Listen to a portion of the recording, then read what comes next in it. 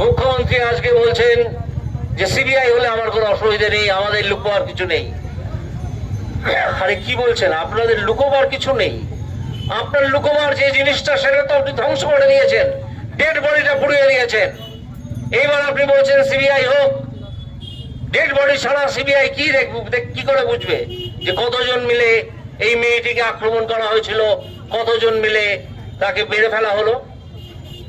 আপনি আপনার পুলিশ আপনার নির্দেশে, কারণ আপনি পুলিশ মন্ত্রী, আপনি স্বাস্থ্যমন্ত্রী, আপনার নির্দেশে মৃতদেহটিকে সেই হসপিটাল থেকে বাবা মাকে ভুল বুঝিয়ে নিয়ে চলে গেল এক জায়গায়।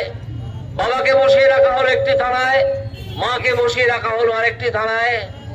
শ্মশান ঘাটে নিয়ে যাওয়া হলো, বাবা মাকে সেই থানা থেকে শ্মশান ঘাটে নিয়ে এসে মৃতদেহটি তাড়াতাড়ি পুড়িয়ে দেওয়া হলো। কেন হলো? কারণ সেই মৃতদেহের যদি দ্বিতীয় পোস্টমর্টেম হতো, যা আমরা দাবি করতাম পর মুহূর্তেই, বা তার বাবা মা দাবি করতে পারতো আদালতের কাছে পর মুহূর্তেই, সেই আসল প্রমাণটা আপনি সরিয়ে দিলেন, পুড়িয়ে দিলেন। দিয়ে আপনি নেকা সাজছেন যে সিবিআই হলে আমার কোনো অসুবিধা নেই। এর আগে যে কটা সিবিআই হয়েছে তার মধ্যে সবচেয়ে বেশি 14টা সিবিআই এর তদন্তের আদেশ দিয়েছি আমি, আপনাদের সাংসদ, যখন বিচারপতি ছিলাম। তখন প্রত্যেকটায় তো আপত্তি করেছেন, প্রত্যেকটায় তো সুপ্রিম কোর্টে গেছেন, একটা আটকাতে পারেনি। আজ আপনার হঠাৎ সুর নরম হয়ে গেল কেন? কারণ আপনি আসলে যে প্রমাণ ডেড বডি সেটাকে লুকিয়ে ফেলেছেন, সেটাকে পুড়িয়ে দিয়েছেন। তাই আপনার গলায় এত জোর নেকা সেজে কান্না ভেজা গলায় অভিনয় করছেন যে সিবিআই হলে আমার কোনো আপত্তি নেই, আমাদের লুকোবার কিছু নেই। আপনাদেরই লুকোবার সবকিছু আছে।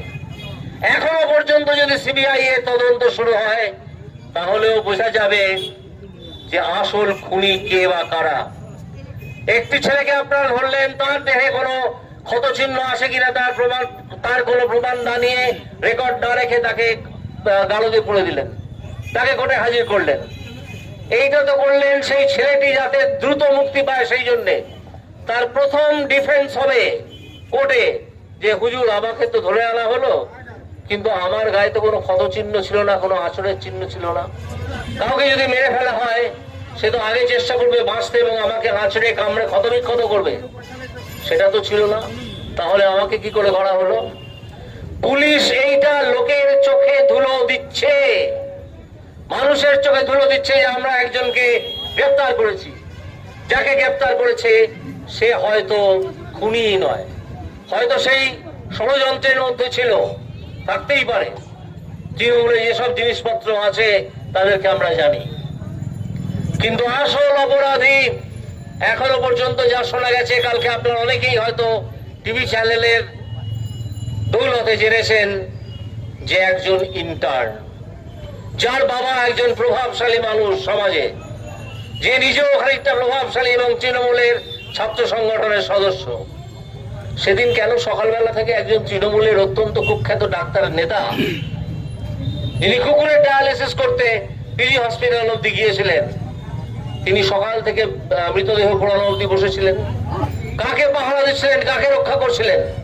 আপনার কিসের এত আঠা সেখানে বসে থাকার? কেন আপনি বসেছিলেন?